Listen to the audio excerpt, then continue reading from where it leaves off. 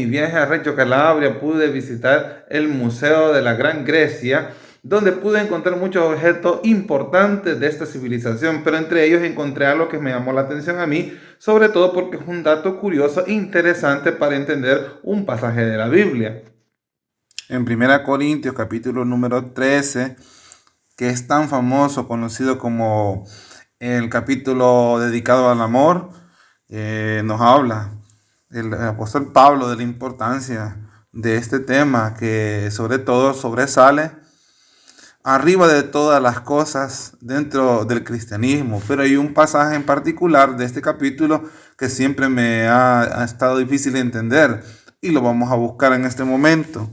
Como les decía yo, el versículo número 12 dice: ahora vemos por espejo oscuramente, entonces veremos cara a cara. Ahora conocemos en parte, pero entonces conoceré como fui conocido. Como les decía, este capítulo desarrolla la idea de que el amor es lo más importante, pero luego nos habla del tema esto de la sobrenaturalidad, las lenguas, las profecías, y dice esta expresión que era difícil para mí entender. Hablaba acerca de un espejo, dice, ve espejo oscuro.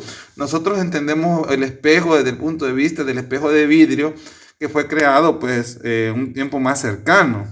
Nosotros buscamos información acerca de la historia de los espejos, vamos a encontrar que el espejo actual de vidrio fue muy recientemente creado. Eso fue, ahí lo dicen, está marcado en morado. El espejo, tal como hoy lo conocemos, fue inventado en el año 1835 por el químico alemán.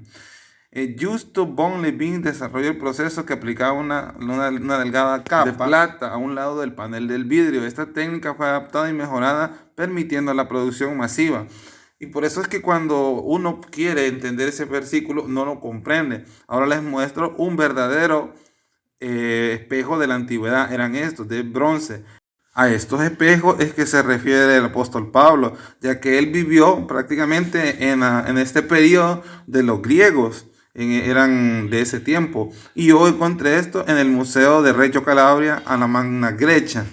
Entonces estos espejos, lo que sucede es que para poderse usar tenían que estar bien pulidos, y una vez pulidos reflejaba el aspecto de la persona, pero no eran perfectos, por tanto se veía un poco oscuro. Ahí es donde se entiende el versículo que dice que ahora vemos con un espejo oscuramente, porque no era perfecto.